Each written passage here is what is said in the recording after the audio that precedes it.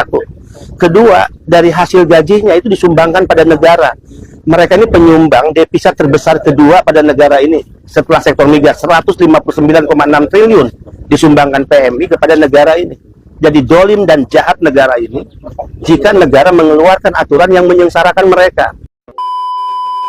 Apa yang terjadi dengan peraturan Permendag ya 36 2023? Ya, ayo kita sharing. Dengan adanya peraturan pembatasan, sekalipun barang itu di layar X-ray hijau, tapi ketika jumlah barang tidak sesuai dengan Permendag, maka memaksa ya petugas bea cukai untuk tetap membongkar. Sehingga saat pembongkaran itu dipisahkan.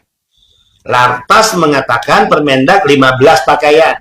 Ketika ada 30 atau 20, katakan 20. 15 lolos dipisahkan, 5 dipisahkan. Karena dianggap berlebihan. Sepatu, ya dalam lantas disebutkan 2. Ditemukan ada 5. 2, oke, dipisahkan untuk lolos. Kemudian 3, ya, dipisahkan untuk dinyatakan tidak lolos. Artinya apa?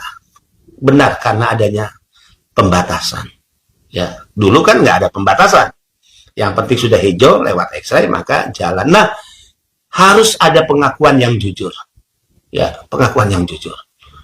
Bahwa peraturan inilah yang menyebabkan terjadi kekacauan di lapangan, khususnya kekacauan yang terkait dengan barang-barang milik pekerja migran Indonesia.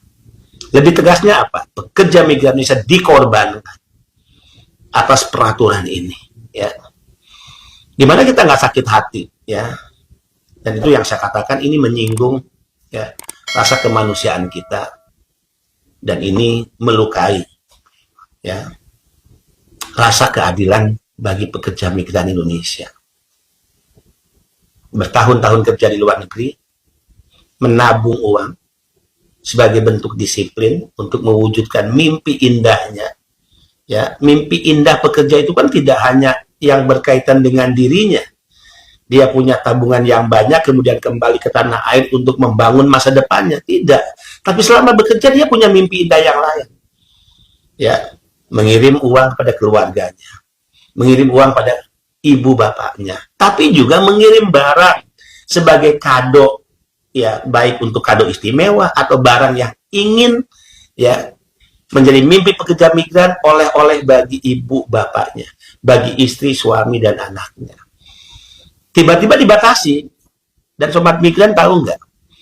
Ya, kita urai nih. Ya, saya nanti akan live khusus setelah saya ada di Jakarta untuk mengurai.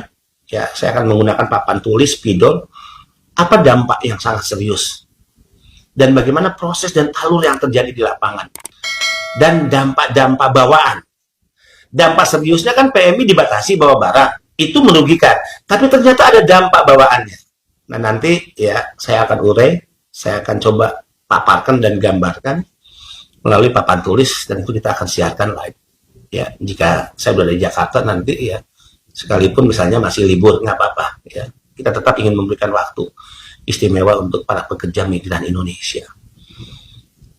Nah, selain dampak kepada para pekerja migran karena merasa haknya, ya, mimpinya yang terampas, haknya untuk membahagiakan orang tua, istri, suami, anak, ya, keluarganya terampas dan hilang karena peraturan itu. Ternyata sobat migran, dampak ikutan lainnya adalah barang yang masuk tadi setelah melewati X-ray sekalipun tandanya hijau, artinya barang itu tidak masalah karena ada peraturan pembatasan, maka tetap dia dibongkar, dipisahkan, dan yang membongkar itu siapa? Saya berani mengatakan kenapa? Akhirnya bea cukai menjadi korban dari keputusan ini. Ya, jujur, kalau membaca hati nurani mereka, ya tentu mereka tidak berani aja mengatakan, Pak, saya juga korban. Tapi saya berani mengatakan itu kepada teman-teman bea cukai, Anda juga korban. Kenapa bea cukai menjadi korban? Padahal peraturan ini bukan dikeluarkan oleh bea cukai. Bea cukai adalah lembaga di bawah Kementerian Keuangan, bukan lembaga di bawah Kementerian Perdagangan. Tapi peraturan lantas dikeluarkan oleh Menteri Perdagangan, kan gitu ya. Kenapa dia korban?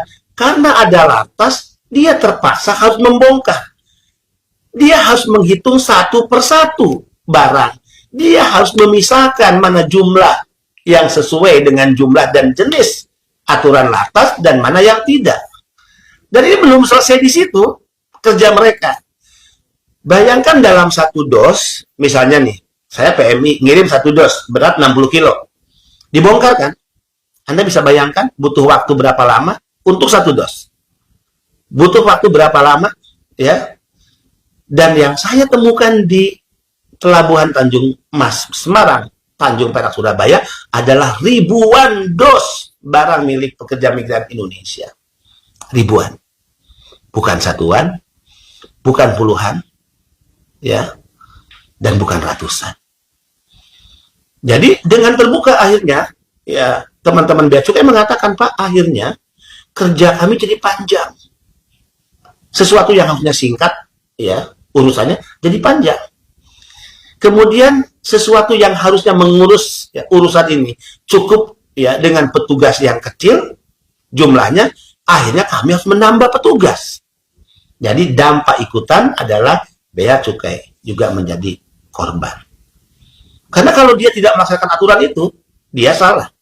Karena peraturan itu terlanjur keluar. Tapi sekali lagi ingat, kenapa saya berani mengatakan agar sobat migran tidak menyalahkan pada Bea Cukai? Bea Cukai hanya melaksanakan atas aturan yang sudah keluar tadi. Kemudian dampak ikutan bagi yang lain, ya, perusahaan jasa titipan PJT. Apa, sobat migran? Mereka terbuka ngomong kepada saya, Pak, kami adalah pihak yang ingin barang-barang PMI nggak perlu lama di tempat penampungan. Kami ingin barang ini masuk seperti dulu, sebelum ada pembatasan, dia cepat prosesnya, terdistribusi. Tapi dengan adanya ini, ya, kami harus menyaksikan bagaimana proses barang itu dibongkar, kami harus menyaksikan bagaimana barang-barang itu dipilah, dan setelah itu bagaimana barang-barang dimasukkan kembali setelah pemilahan. Yang bisa ke sini, yang tidak bisa ke sini. Jadi mereka juga adalah pihak yang kena dampak, atau saya sebut korban. Ya, ini supaya teman-teman jelas. Nah, yang bahaya adalah sobat migran, perusahaan jasa titipan itu tidak sama. Ada perusahaan jasa titipan yang memiliki gedung sendiri atau gudang sendiri, gudang penampungan. Tapi, nah, dengan dampak ikutan yang harus dikerjakan dan melibatkan perusahaan jasa titipan, membongkar, menghitung, memilah, memasukkan kembali, packing rapi, misalnya ya. Nih, ketika barang-barang itu memaksa prosesnya menjadi lama dan panjang, perusahaan jasa titipan yang tidak punya gudang sendiri, bukan gudang milik perusahaan, tapi gudang penampungan itu